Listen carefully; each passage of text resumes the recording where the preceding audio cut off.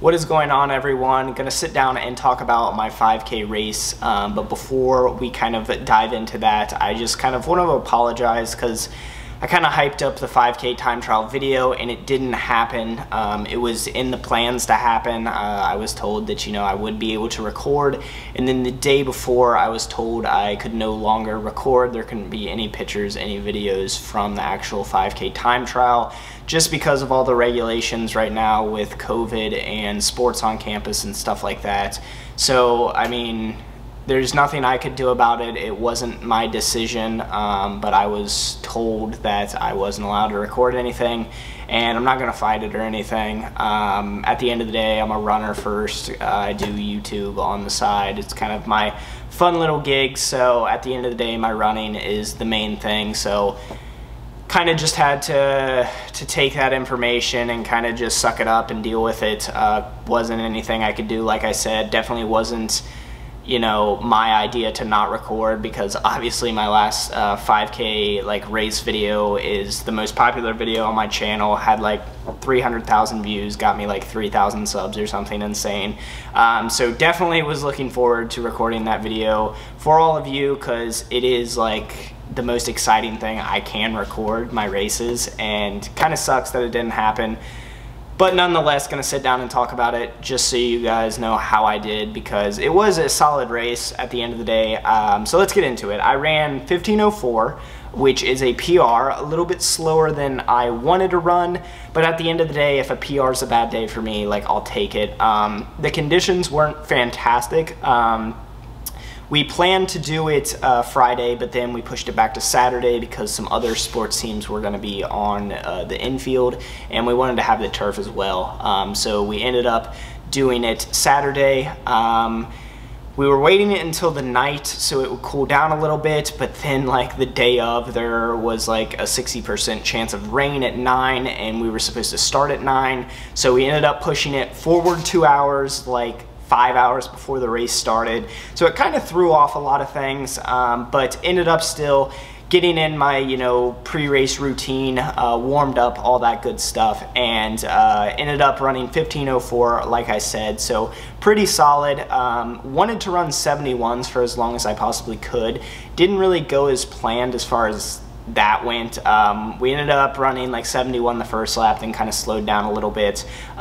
Through the mile, we came through 4:46, 4:47, and I knew that if I wanted to really run what I wanted to run, I wanted to run 71s, 14:48. I was like, well, I should probably kind of give it something this second mile. So that's what I ended up doing, and I ended up kind of taking the lead and running from mile 1 on, kind of by myself. Ended up I put in a surge and kind of dropped the hammer after the first mile, and the second mile, I'm not really sure what it was, but it was a bit faster than the first, I believe. But then after the second mile, I hit a wall, and I mean, I hit a big wall. I think I came through 3K on 14:48 5K pace, but then I came through 4K at 12 flat, so 15-minute pace for 5K. So slowed down a lot from 3K to 4K. Still closed pretty strong. I think my last 2 laps were 73, 71. So, but before then, I had a lap that was 76 or something like that. So I really hit a wall. What I think it was a little bit of rust just from not racing. This is my first kind of race in 6 months, or maybe a little bit under 6 months, but still there was definitely some rust from not racing in so long. I knew it was gonna hurt, but it definitely hit me a little bit harder than I anticipated. And on top of that, haven't really done a crazy amount of speed work. I know I did those 400s the week before, or maybe that week, I'm not even sure. But that was as much speed work as I really got. Been doing a lot of mileage, worked up to 90-mile weeks, been doing a lot of aerobic-based workouts, tempo runs, all of that good stuff.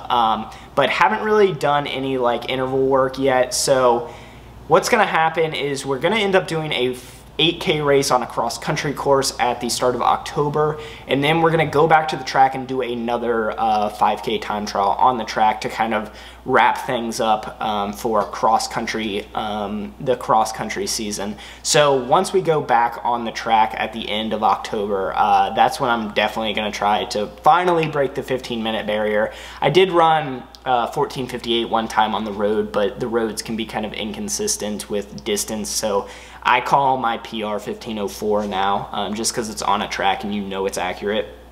But yeah, so 8K time trial on a cross-country course, start of October, then we're going back to the track end of October for a 5K.